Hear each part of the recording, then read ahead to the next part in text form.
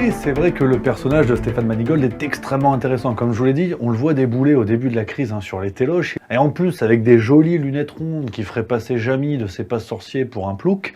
Donc c'était quand même pas mal. Alors, le problème, c'est que très vite, Stéphane Manigold est présenté comme un porte-parole des restaurateurs. On va en reparler. Écoutez, une petite dernière avant d'aller se coucher. C'est Stéphane Manigold. J'ai vu passer une de ses vidéos où il est avec Macron, comme cul et chemise. Et c'est pour vous dire, vous allez voir ce genre de personnage à travers les séquences que je vais vous présenter. Vous allez voir ce personnage, un ancien vendeur de voitures, comme Apathy d'ailleurs. Ces gens-là sont formidables. Et puis, il se retrouve à représenter la restauration parce qu'il préside un groupe de restaurants haut de gamme. Et c'est un malin. C'est un filou, ça se voit, ça se sent. On sent la fourberie de ce personnage. Là aussi, on le voit même à travers sa morphologie, c'est bizarre, mais il y a des gens comme ça, ils dégagent quelque chose de faux.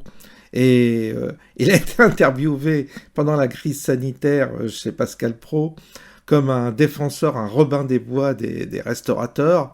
Et c'est lui qui a défendu le pass. Il a même dit qu'il fallait que les gens se vaccinent. Perron n'était pas écouté, mais Alexandra Orion-Cône non plus. Mais lui, le vendeur de voitures, il conseillait aux gens de faire la 3e dose. Et ces gens-là n'étaient pas contrariés. En réalité, ce sont des sous-marins comme ça qui étaient pilotés par l'Élysée et qui ont fait avaler la pilule à toute une profession de la restauration pendant cette crise sanitaire. Et lui, il s'est bien gavé au passage. Aujourd'hui, qu'est-ce qu'il a comme récompense ? Il est chroniqueur à RMC, il est chroniqueur, il a été à TMP. Enfin, il a su manœuvrer, il a su s'infiltrer, il a su tromper son monde en faisant pleurer aussi dans les feux chaudières. Vous allez voir, c'est pathétique. Mais ça pousse, c'est le vice, vous savez, c'est le vice. Il faut peut-être en prendre de la graine, mais c'est le vice poussé à son extrême. C'est-à-dire, le type, il fait pleurer dans les chaudières avec un bouquin. Ensuite, on voit très bien la promotion marketing du personnage. Il fait un bouquin, il fait pleurer, il a des larmes aux yeux. Et puis ensuite, il entube tout le monde, il entube toute la restauration, parce que c'était lui, il n'est pas restaurateur, enfin il est président d'un groupe de restaurants, mais lui il n'est pas cuisinier, il est vendeur de voitures. Et en plus, il représente toute la profession, il entube tout le monde avec le pass sanitaire qui défend, la vaccination qui défend. Et aujourd'hui, il est bien planqué, il est près du pouvoir, et qu'est-ce qu'il pense ? Se remplir les poches, parce qu'il n'y a que ça qui l'intéresse, évidemment, et les autres, les collègues, il n'en a rien à branler. Sauf que les collègues se sont fait bien avoir sur ce coup-là.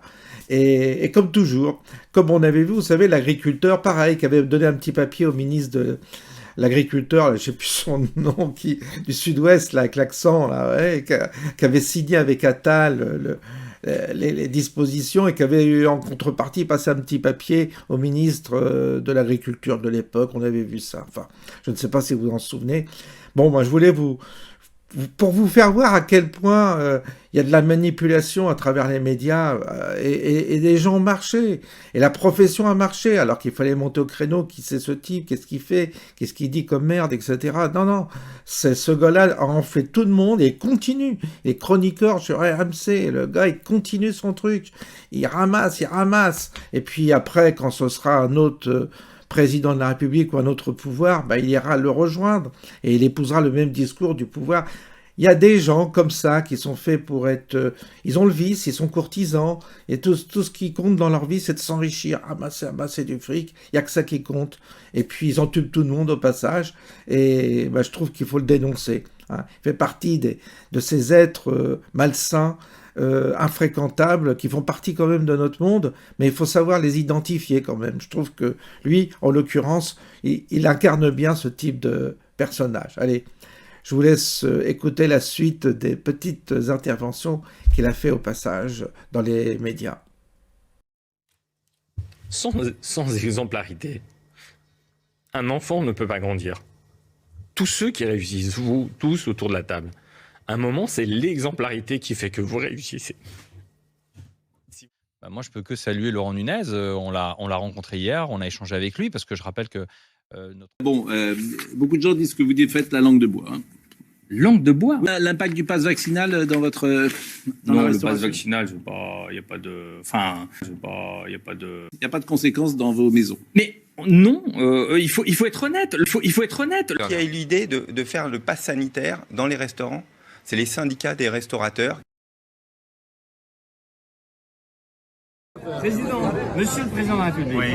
Est-ce que dans la restauration française, on va chercher cette première place du classement mondial de la gastronomie avec la transparence pour nos clients? Pas le choix, de toute façon on voit la première place, c'est banco. Ouais, je sais que c'était... Merci à vous. Président, c'est les 20 ans des Grandes Gueules, Alain Marchal, Olivier Truchot. Qu'est-ce que vous avez à dire à nos auditeurs? Écoutez, d'abord bon anniversaire. Comme vous pouvez le constater, on est au match de football France-Israël.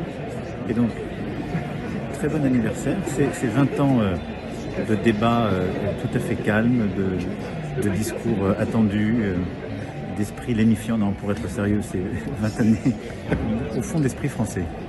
Esprit dire de liberté.